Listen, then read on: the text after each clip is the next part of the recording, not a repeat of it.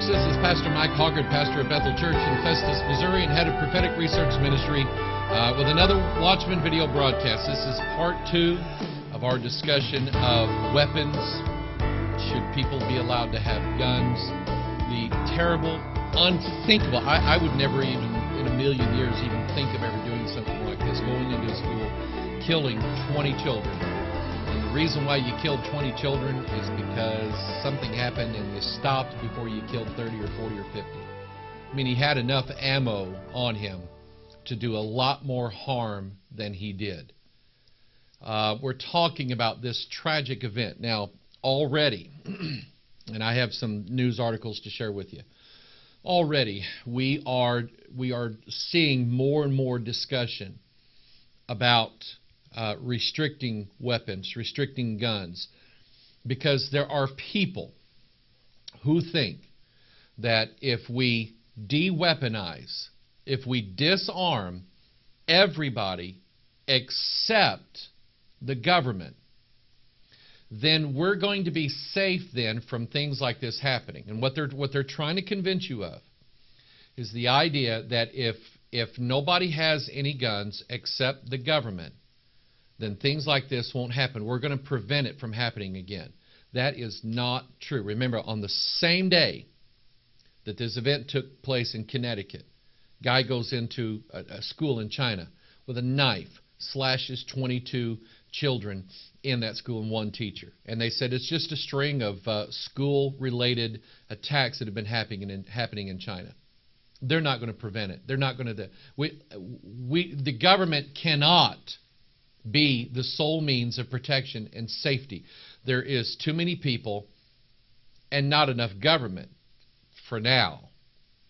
The government of any nation, including America, seems like nowadays all they want is for the government to be bigger than the people and not the people bigger than the government. And there's reasons behind this.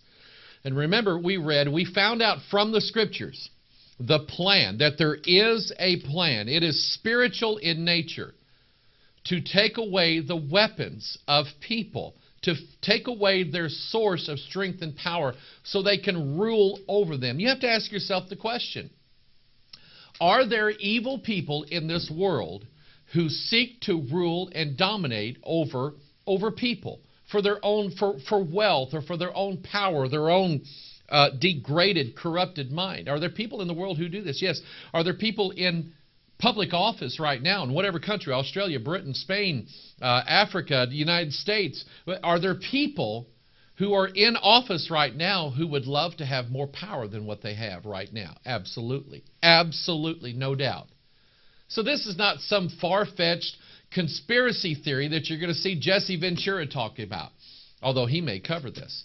This is reality. There are evil people in this world who want to rule. We're looking at a situation in this country, and it's already happening all over the world, where the Muslims, because their God Allah tells them to go kill everybody that's not a Muslim, they are seeking out every country in the world to dominate and rule over that country with the tyrannical, deadly, diabolical, evil doctrines of Islam. Islam is not a religion of peace. Don't let them lie to you. By the way, their religion says they can lie about their religion and it's okay.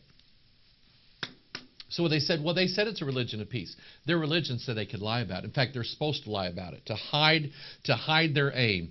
And their aim is to put in Sharia law, Islamic law that says if I don't like my wife and she doesn't cook my eggs right, I can take her out in the street and blow her head off.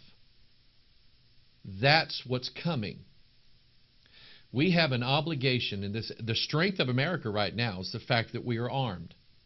We have an obligation to protect our country and our children and our grandchildren, our posterity from that. What does the Constitution say? It started out, we the people of the United States of America, in order to form a more perfect union, establish justice, ensure domestic tranquility, provide for the common defense, and promote the general welfare, and secure the blessings of liberty to ourselves and to our posterity, do ordain and establish the Constitution of the United States of America. It's to our posterity that I'm looking to today. Remember, we found the story in the book of Judges, the spirit of mystery Babylon, in the form of Delilah. In Judges chapter 16, the Philistines, who wanted control, they wanted power, they were an evil force, and they were over God's people. They were over the nation of Israel. And the Philistines, the lords of the Philistines, went to her in Judges chapter 16, said unto her, entice him and see wherein his great strength lieth, and by what means we may prevail against him. And so clearly in my mind, there is no doubt whatsoever that there are very, very evil forces in this world. Some call it the New World Order. Some talk about conspiracies and so on. You have to admit there's some very, very weird things going on. Are we moving toward globalization? Yes. Do we want that? No, I don't want that. I like being an American. I don't want to be in with the rest of the world. I don't like how some nations govern their people. I don't like that. I don't want that. So I want the blessings of liberty that I have in this country, and I don't want to lose them. I don't want to lose them for my children. So no, I don't want to be part of the global community. I have no interest in that whatsoever. And so there are evil people who want to remove our power so they can rule over us. I'm going to show you. Now, this was in the book of Judges. This is the Philistines. Philistines always represent the bad guys because they always wore black and, well, you get it, okay? That's the Philistines. Now, I'm going to show you a situation that existed in the Bible. You've got to see this. If you have never seen this, you have to see this with your eyes. The Philistines had gotten so much control and so much power over the Israelites. They didn't even belong together. I mean, the Philistines, you had their nation. They had Gath and all of these Ashdod, and they had their country. They were never satisfied. They always wanted to rule over the Israelites. Always did. They always wanted that. The story of David and Goliath. Goliath was a Philistine. Why was he there? They put him out there because they figured, we use this guy. We can take over. The Philistines were already in Judah. And Saul was their king of the Israelites. And the Philistines wanted control over Israel. They wanted their land, they wanted their territories, wanted their wells, wanted their cattle, wanted their gold, wanted everything about them. And wanted to rule over the Israelites. And they used Goliath to do it. But in the book of 1 Samuel 13, the story of David and Goliath in 1 Samuel 17, this story is before Goliath shows up. And I want you to see the kind of rule and the kind of order that the Philistines had over the Israelites, how much control they had. Look at this. 1 Samuel 13, verse 19. Now there was no smith found throughout all the land of Israel. For the Philistines said, lest the Hebrews make them swords or spears. But all the Israelites went down to the Philistines to sharpen every man his share and his coulter and his axe and his mattock. Stop right here. The Philistines had so much control over the Israelites, they would not allow the Israelites to even have a smith. That means if you looked in the Israeli telephone book, there was nobody named Smith. And no, it doesn't mean that. It meant that there was no blacksmith, no iron worker, no steel worker, no fabricator, nothing like that. Nobody. The Philistines would not allow anybody in Israel to have the job of working with iron and steel and whatever. Why? Because that's what they made spears out of. And swords. That's what they had. They said the Israelites, verse 20, went down to the Philistines to sharpen every man his share and his coulter and his axe and his mattock. In other words, they couldn't even sharpen their own weapons. Their own, not weapons, their own axes. Their own shears that they used to cut wheat with and things like that. They wouldn't even allow them to sharpen their own tools. They had to go down to the Philistines to do it. Why? Why? Ask yourself the question, why? Ask yourself the question, if really, and just think about this. Government says, let us take away all your weapons. We will protect you so that this doesn't happen again. But you know for a fact that it's not going to work. Why then do they want to take the weapons? You have to ask the question, why?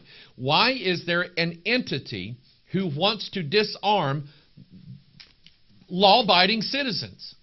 Not the crazy goofballs that go in the malls and the movie theaters and everything else. Not them. Disarm them people. Okay? I'm all for that.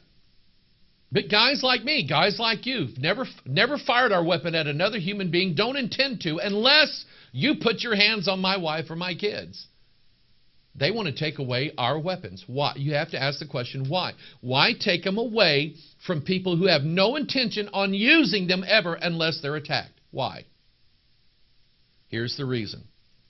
1 Samuel 13:22. So it came to pass in the day of battle.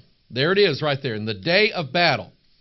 That there was neither sword nor spear found in the hand of any of the people that were with Saul and Jonathan. But with Saul and Jonathan, his son, was there found. Now that is I remember the first time I read this a few years ago. My jaw dropped. I sat back and I went, oh Lord, they're going to come after our weapons, aren't they? The Philistines represent the liberal crowd, not only in this country, but in every country. There are nations already right now who have very, very strict gun control laws. They got them in China. Didn't stop that guy, did it? He went in and took a knife. Because you can't take away all the knives from people. They can't cut their food up. Can't shave in the morning. People will find weapons. People will do what they're going to do. But there are nations all over the world have strict gun control laws, and it doesn't stop the bad guys. It doesn't stop the bad people. But look at what happened. Why the Philistines would not allow the Israelites to have a smith in the land, a blacksmith. Why? They didn't have, so they wouldn't have any swords. So it came to pass in the day of battle. Nobody had any weapons. And the people who have Goliaths, they had a Hulk. Remember that from the Avengers? The people who had a Hulk went in with all of their spears and their swords and their shields.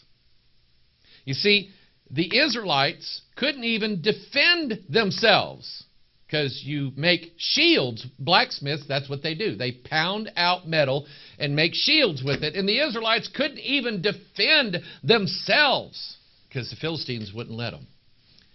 It's all planned out, wasn't it? Because remember, back here, the Philistines wanted to know, hey, tell me the strength of Samson so that we can prevail against him. The Philistines were pretty smart. They knew that if they could prevail against Israel, they'd win. So they said, no smith, no swords, no spears, no knives, no shields. There's something else interesting about this verse, and I want you to look at this. I want you to look at it very closely. According to 1 Samuel chapter 13, verse 22, who had the weapons? Look at it. Saul and Jonathan. You know who they were? The government.